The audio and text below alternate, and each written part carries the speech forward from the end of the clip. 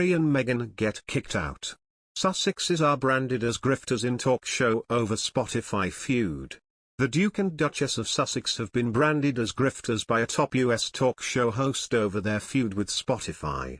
They have also been slammed as pathetic and irrelevant by a retired judge, with a former presidential aide warning Harry, "In America, nobody cares what you think." The onslaught follows speculation the couple made at Spotify, with whom they have a $25 million deal, after they hit out at COVID misinformation being spread by fellow podcaster Joe Rogan.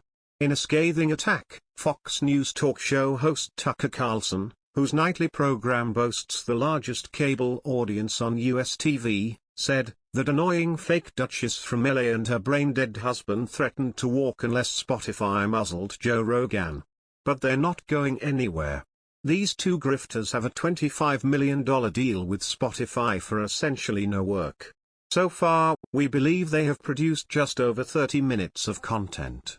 That means these two have been paid about $1 million for each minute of talking they've done. That's a good gig. It's too good to leave." On a show called The Five, on the same channel, host Greg Gutfeld said, "They're a bunch of deadbeats." One guest, retired New York Judge Jeanine Pirro, described them as pathetic and irrelevant. And Dana Perino, White House press secretary under George Bush, said, "In America, nobody cares what you think."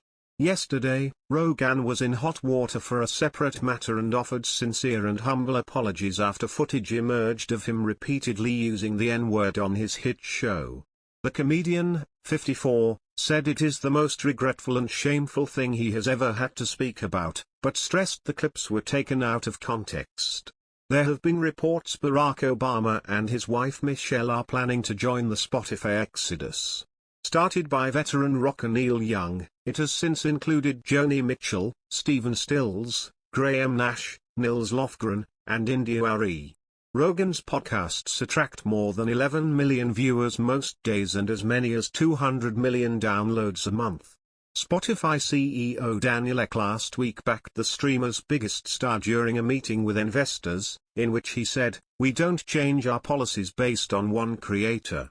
Spotify has said that it is placing content advisories ahead of any podcast episodes on the streamer which discuss COVID.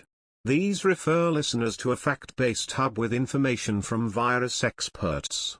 After the outcry over Rogan's show, a spokesperson for Archewell, the organization founded by the Duke and Duchess of Sussex, said, "Hundreds of millions of people are affected by the serious harms of rampant disinformation every day. Last April, our co-founders began expressing concerns to our partners at Spotify about the all-too-real consequences of COVID-19 misinformation on its platform." Royal expert Richard Eden says they have been stuck between principles or money, reports the Daily Star.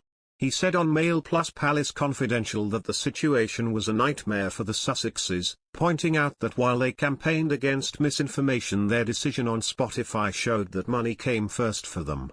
The royal commentator said, "For years they've gone on about the dangers of misinformation, it's become a real pet cause of theirs. And then here they are with Spotify, accused of spreading misinformation through Joe Rogan's very popular podcast."